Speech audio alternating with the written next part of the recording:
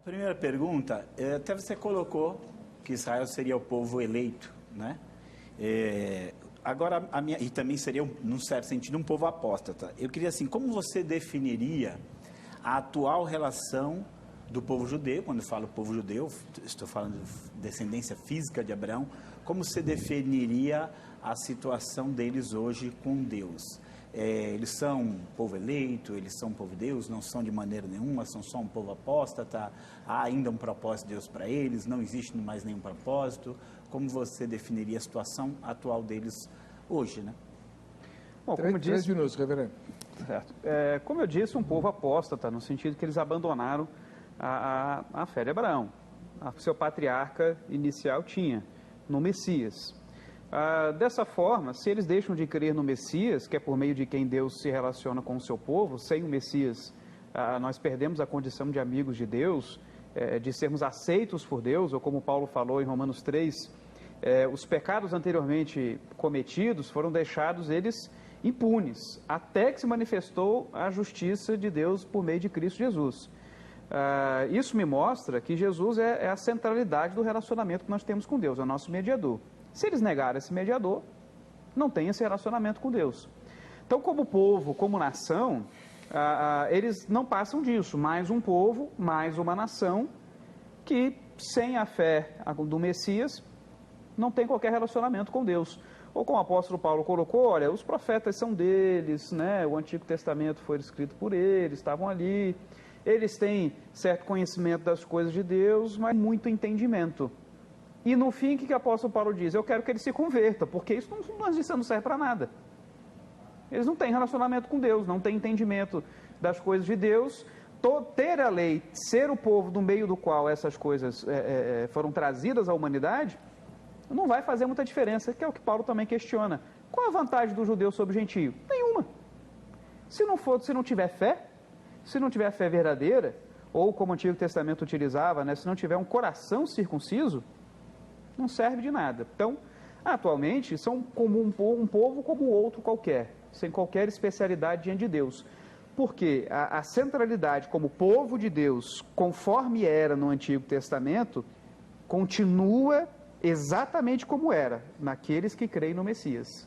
Ou seja, as coisas mudaram muito menos do que as pessoas costumam dizer do Antigo para o Novo Testamento. Elas mudaram em áreas que as pessoas não percebem que mudou de fato. E essa é uma área que não mudou. Permanece o povo de Deus, aquele povo que crê no Messias. Isso não muda. Israel não crê no Messias, não tem mais o que dizer, não tem conversa. Agora, como o povo eleito que eles eram, eles foram escolhidos por Deus para um propósito. Dentro desse propósito de escolha, Deus agiu neste povo, trazendo revelações, levantando homens, mas em todos esses períodos da história de Israel que nós vemos relatados no Antigo Testamento, o que realmente com quem Deus se relacionava era com os crentes que haviam ali no meio, e havia muito incrédulo, que por mais que fossem descendentes genéticos... Ali em Romanos 11, 28, O senhor pode ler o texto? o texto diz assim... Porque quanto ao evangelho, são inimigos por vossa causa, mas quanto à eleição, são amados por causa dos patriarcas, porque os dons e a vocação de Deus são irrevogáveis. A pergunta do senhor é? A pergunta é, como você entende aí esse fato dizendo que quanto à eleição, eles são amados por causa dos patriarcas? Aí, pelo que eu entendo, é uma referência ao Israel étnico, ao Israel como um todo. Então diz que eles são amados por causa dos patriarcas, né? O senhor quer saber como é que ele entende a eleição? Essa eleição nesse versículo, nessa O senhor passagem. entendeu a pergunta?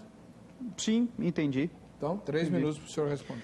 Eu entendo que ele se refere aqui à eleição, que de fato, como eu já disse aqui, há uma eleição, há um propósito para o povo. Eles foram eleitos para um propósito.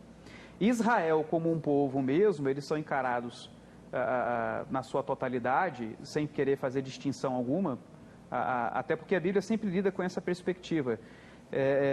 Deus não vai ficar nomeando quem era e quem não era. Ele chama o povo de Israel e no meio daquele povo ele revela todo mundo. Mas no meio daquele todo mundo tinha crentes e não crentes. Por causa dos crentes, por causa desses patriarcas, por causa desses que ouviram a palavra, amaram a palavra, que eram eleitos de Deus ali, no meio de Israel, isso é irrevogável, é algo passado, é algo que Deus não vai tirar, é algo que Deus não vai mudar. Então, quanto a isso, eles são amados, como um povo ali atrás que havia no seio. A mesma coisa hoje acontece com o mundo de uma forma geral, que é o conceito de graça comum calvinista.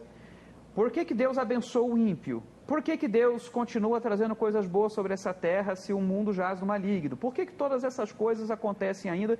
Deus traz tanta beleza no meio de tanta feiura? Por causa dos eleitos que estão aqui. Então, por causa da fé dos eleitos, aqueles que estão ao seu derredor se tornam benditos. Não foi que Deus falou que aconteceria por meio de Abraão? Em ti serão benditas todas as famílias da terra? E isso está acontecendo. Quando vem, aliás, não é à toa que ocorre o Pentecostes, na época do Pentecostes. O Pentecostes nós chamamos do modo cristão, que é a vinda do Espírito, no meio da festa do Pentecostes. Qual era a ideia? A ideia da colheita. Era Deus mandando um recado para aqueles israelitas prosélitos que estavam ali numa festa religiosa, dizendo, olha, a minha colheita vai muito além de vocês. Eu não estou preso a etnia alguma. Porque se Deus se prendesse, aí entraria na questão da acepção de pessoas, que arminiano gosta de bater em calvinista, dizendo, isso é acepção de pessoas. Não, isso é Deus fazendo escolha, e Ele escolhe qualquer tipo de pessoa. Agora, quando eu delimito uma etnia como algo especial, aí eu estou estabelecendo uma ideia de acepção, conforme a Escritura coloca.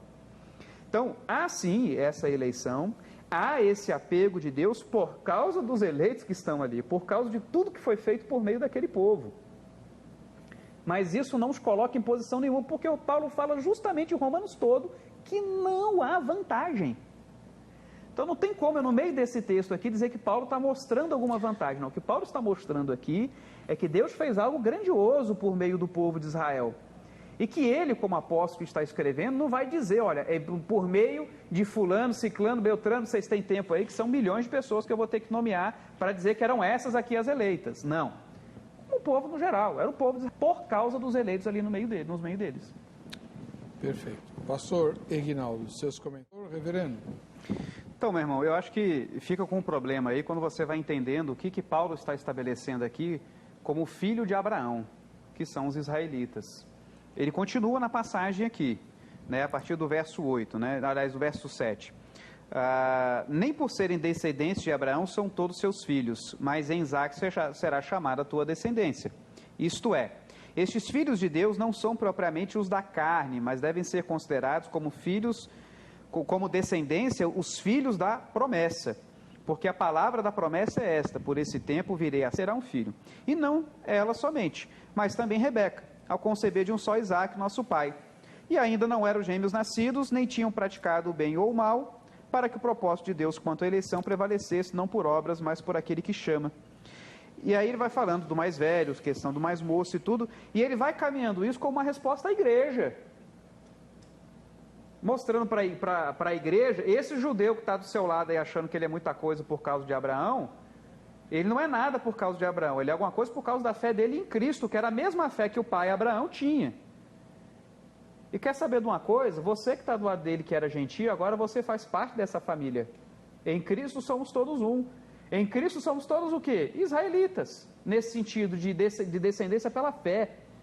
Ele vai justamente para longe da questão étnica e mostra que o que conta é a questão da fé, que vai se propagar por meio daqueles escolhidos de Deus. Por quê? Ora, a gente teve Ismael, não era ele. Nós tivemos Esaú, não era ele. Mas mesmo Jacó, foi por simples escolha? Não. Houve obra, houve conversão, houve fé em Jacó. Então nós percebemos que o argumento de Paulo é justamente o inverso daquilo que o irmão está entendendo. É o de fugir da questão étnica para mostrar a questão da fé. Quando ele fala dos dons, e ele está falando justamente aqui, por que Deus não deixou de cumprir a sua promessa de salvar Israel? Porque Israel não é etnia, Israel é a crença. Esse é o ponto. Por isso que ele cumpre a sua promessa, porque ele vai salvar os que creem. Essa é a ideia. Então não importa, eu sou descendente de Abraão e estou indo para o céu. Deus não cumpriu sua promessa. Claro que ele cumpriu. Você crê em Jesus? Não. Então você não é israelita de verdade. Você não acompanha na fé o seu pai Abraão, que você diz que é seu pai. Pelo contrário, você faz as obras de Satanás.